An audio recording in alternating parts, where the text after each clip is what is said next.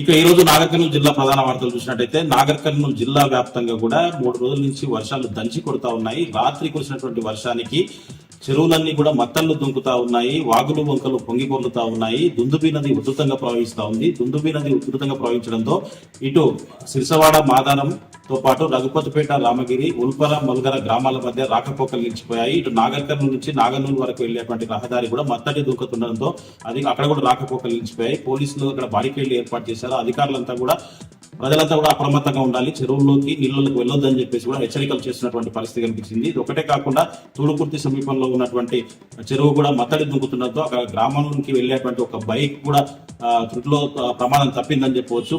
Bike కొట్టుకపోతుండే పరిస్థితిలో అక్కడ చాలా మంది వచ్చి కాపాడినటువంటి పరిస్థితి కనిపించింది. ఇది ఒకటే కాదు, మొత్తంగా చూసినట్టయితే నాగర్ కర్నూలు జిల్లా వ్యాప్తంగా కూడా రాత్రి కురిసినటువంటి వర్షానికి చెరువులన్నీ కూడా మత్తళ్లు దుంకడంతో పాటు వాగులు వంకలు పొంగిపొరుతా ఉన్నాయి.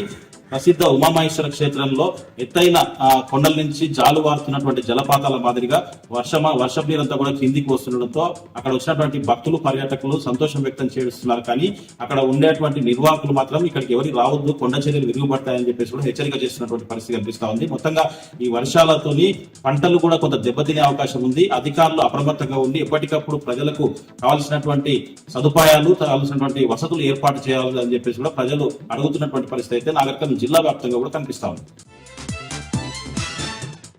మరొక వార్త చూసినట్టయితే కల్వకుర్తి పట్టణంలోని విద్యానగర్ లో ఉన్నటువంటి బచ్పన్ స్కూల్ సమీపంలో ఉండేటువంటి కాలనీ అంతా కూడా రాత్రి కురిసినటువంటి వర్షానికి అంతా కూడా కాలనీ మొత్తం కూడా జలమయం అయిపోయింది. జల దిగ్బంధంలో చిక్కుకొని ఉంది. అక్కడ ఉన్నటువంటి ఇళ్లలో ఉండేటువంటి వాళ్ళు బయటికి రావడానికి కూడా అనేక ఇబ్బందులు పట్టేటువంటి పరిస్థితి కనిపించింది. అర్ధరాత్రి అంతా కూడా నీళ్లు వస్తుండడంతో వర్షం ఇదే విధంగా కొనసాగితే మా పరిస్థితి ఏంటని చెప్పేసి కూడా వాళ్ళు బెంబేలెత్తిపోయినటువంటి పరిస్థితి కనిపించింది. అక్కడ చేరుకున్నటువంటి అధికారులు ప్రత్యామ్నాయ ఏర్పాట్లు తాత్కాలికంగా చేశారే కానీ ఎవరు వచ్చినా కానీ వర్షాలు వచ్చినప్పుడు వస్తున్నారు, చూస్తున్నారు, వెళ్తున్నారు.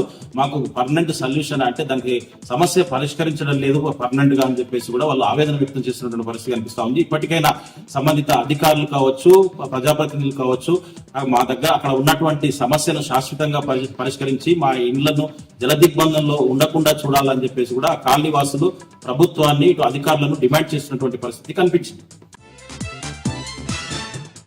మరొక వార్త చూసినట్టయితే కల్వకుర్తి పట్టణంలో 3 రోజుల నుంచి కూడా పోచమ్మ తల్లి విగ్రహ ప్రతిష్టతో పాటు బోనాల పండుగ ఎంతో కనుల పండుగగా ఎంతో అంగరంగ వైభవంగా నిర్వహిస్తా ఉన్నారు. ఈ రోజు చివరి రోజు కావడంతో భక్తులు అధిక సంఖ్యలో అన్ని వివిధ కులాలకు సంబంధించినటువంటి బోనాలు అక్కడికి విచ్చేసి తీసుకొచ్చి ఎంతో భక్తి పారవశ్యంతో, భక్తి శ్రద్ధలతో, ఎంతో పారవశ్యంతో అక్కడికి వచ్చేస్తా ఉన్నారు. పోతురాజుల విన్యాసాలు, డప్పు చప్పుళ్ళు, కోలాటాల మధ్య బోనాలు అత్యంత వైభవయుతంగా కల్వకుర్తి పట్టణంలో నిర్వహిస్తా ఉన్నారు. పోచమ్మ తల్లి వద్దకు బోనాలు తీసుకొచ్చి బోనం సమర్పించి మొక్కులు తీర్చుకున్నటువంటి పరిస్థితి కనిపిస్తా ఉంది. పోచమ్మ ఆలయం వద్ద బోనాలు తీసుకొచ్చేటువంటి భక్తులకు ఎలాంటి అసౌకర్యాలు లేకుండా కావాల్సినటువంటి అన్ని ఏర్పాట్లు చేసినట్లు ఆలయ నిర్వాహకులు చెప్పినటువంటి పరిస్థితి కనిపించింది. ఆలయ పునర్నిర్మాణానికి సహకరించిన దాతలందరికీ కూడా ప్రతి ఒక్కరికి పేరు పేరున కృతజ్ఞతలు ఆలయ నిర్వాహకులు తెలిపినటువంటి పరిస్థితి కనిపించింది.